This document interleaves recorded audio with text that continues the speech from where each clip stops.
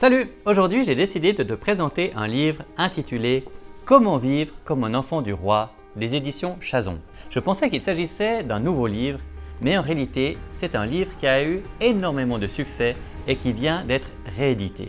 Tu veux connaître la vie passionnante de l'auteur Harold Hild? Alors regarde cette vidéo jusqu'au bout. Livre-toi, c'est chaque fois un conseil et une offre intéressante. Harold est né au New Hampshire en 1905. Pendant la Seconde Guerre mondiale. Il inventa le module énergétique qui fut utilisé dans tous les aéroports américains pour produire l'énergie nécessaire à la mise en marche des moteurs des avions. Après avoir été délivré de l'emprise de l'alcool, il est devenu un prédicateur remarquable tant par la vivacité que l'humour qu'il déploie pour décrire les profondes vérités de l'expérience chrétienne. Harold aime le Seigneur de tout son cœur et il aime parler de Jésus aux autres. Je suis sûr que des centaines de milliers de personnes ont rencontré le Seigneur, ont été guéries et délivrées grâce à son ministère public et à ses écrits. La Bible était sa source d'enseignement, d'inspiration et de joie, ainsi que le fondement sur lequel il a bâti sa vie. Harold savait comment vivre comme un enfant du roi et il a été capable d'entraîner un nombre incalculable de gens dans l'aventure passionnante de la marche avec le roi des rois. Je crois que l'on peut dire que c'était un homme qui était en feu pour Dieu. Ce livre m'a fait penser à un autre livre de Merlin Carothers, De la prison à la louange, que je vous ai présenté il y a quelques semaines. Ce qui m'a le plus impacté, c'est cette simplicité dans la relation à Dieu qui permet de libérer sa puissance dans notre vie quotidienne. Ce sont les témoignages extraordinaires qui sont partagés et surtout cette volonté de louer Dieu en toute situation et qui permet de désamorcer et de renverser toutes les situations. Au travers de ce livre, vous apprendrez à développer avec Dieu une relation de simplicité de cœur et de louange constante. Ce livre a été une révélation et une bénédiction pour beaucoup de gens. Je le recommande à tous ceux qui pensent que les choses de l'esprit n'existent pas ou ne sont que des simagrées. Vous lirez le témoignage d'un homme né de l'esprit. Ce livre est un reportage des choses invraisemblables qui arrivent quand un enfant du roi suit les directives de la parole de Dieu. J'aime cette phrase de Harold qui dit dans son introduction « Les enfants du roi ne se contentent pas de ce qui est ordinaire. Ils n'ont même pas à se contenter d'un deuxième choix. Les enfants du roi ont droit à un traitement de faveur. Ils peuvent vivre comme les enfants du roi qu'ils sont, pour autant qu'ils gardent les yeux fixés sur le roi. » Bien que l'auteur ait réussi dans tout ce qu'il entreprenait, la seule chose qu'il ait ratée était son suicide. C'est à ce moment qu'il a appelé Dieu à son aide, et Dieu est venu l'aider. Dieu l'a envoyé à une assemblée des alcooliques anonymes car il était un grand alcoolique et Dieu l'a délivré. Auparavant, l'auteur avait cherché un sens à sa vie et il a cherché dans toutes les directions. Il s'est tourné vers Confucius, vers Bouddha, vers Mahomet, vers la science chrétienne, vers les hindous, vers les évolutionnistes, vers le yoga, vers les diseuses de bonnes aventures, etc. Rien de tout cela ne l'a aidé. Il s'enfonçait de plus en plus et il semblait irrémédiablement perdu. Il n'y a aucune religion, aucune philosophie qu'il n'ait pas essayé. Bien qu'elles prétendaient toutes être différentes, elles étaient en réalité toutes pareilles, sans valeur aucune, le laissant à terre tel un cadavre, malheureux, vide, stupide, morne et terne. Mais tout a changé lorsque Jésus est entré dans sa vie et lui a dit « Je suis le chemin, je suis le seul chemin, donne-moi ta main », tout simplement. Jésus tire la plupart de ses paraboles de la vie ordinaire du train-train quotidien. Au pêcheur, il déclare « Je vous ferai pêcheur d'hommes ». Au boulanger, il dit « Le royaume des cieux est semblable à du levain ». Au semeur, il affirme « Le royaume des cieux est semblable à un grain de sénévé ». Cependant, à l'heure actuelle, beaucoup de jeunes des cités ne comprennent pas le langage des paysans. Un texte que l'auteur apprécie particulièrement se trouve dans 2 Corinthiens, au chapitre 5, versets 17 et 18. « Si quelqu'un est en Christ, il est une nouvelle créature. Les choses anciennes sont passées, voici toutes choses sont devenues nouvelles. Et tout cela vient de Dieu qui nous a réconciliés avec lui par Christ et qui nous a donné le ministère de la réconciliation. » À ce moment, Harold est rempli de paix au lieu du tourment qu'il avait rongé pendant de nombreuses années.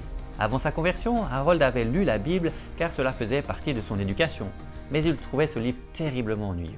Pourtant, le lendemain matin, après avoir rencontré Jésus personnellement dans le salon de son ami, il prit une Bible et après avoir lu 1 ou 2 versets, il se demandait qui avait rajouté des pages entre les couvertures. Quelqu'un avait certainement trafiqué sa Bible. Tout semblait nouveau. Et pas ennuyeux du tout, mais terriblement enthousiasmant, tellement personnel qu'il avait l'impression que chacune des lignes avait été écrite spécialement pour lui. Finalement, il comprit que la Bible n'avait pas été changée, mais que c'était lui qui avait été touché. Les choses du monde devenaient pour lui de moins en moins désirables. À un moment donné dans sa vie, il se dit qu'il voulait essayer chaque principe qui se trouvait dans la Bible et qu'il rencontrerait au travers de ses lectures, et tout ce qui pourrait marcher, il décida de le mettre en pratique.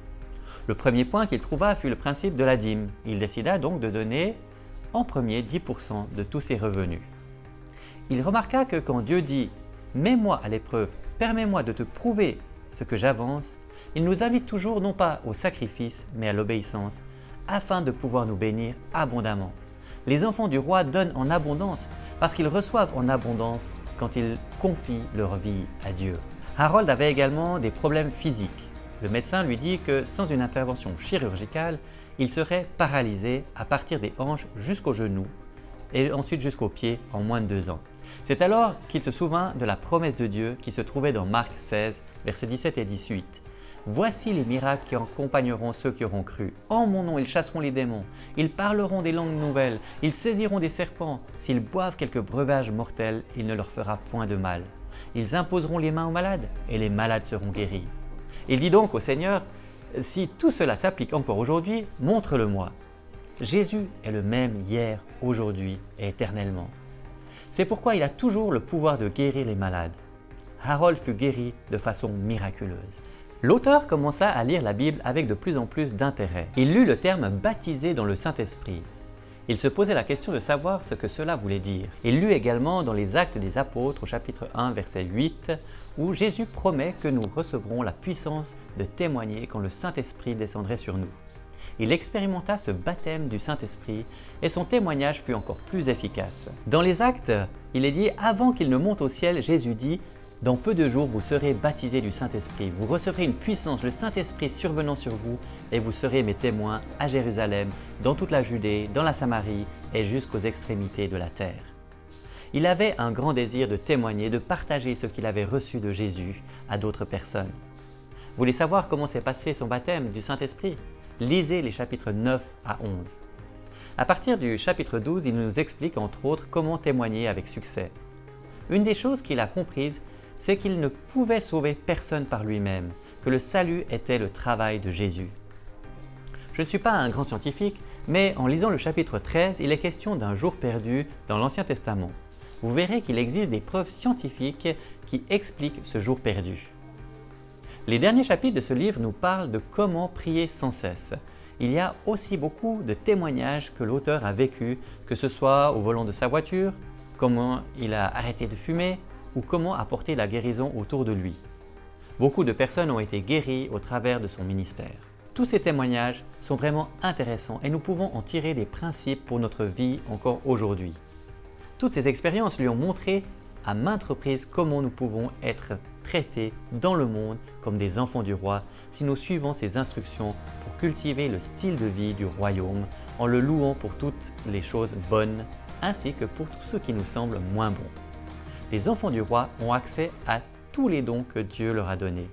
La vie normale des chrétiens consiste à agir de manière surnaturelle.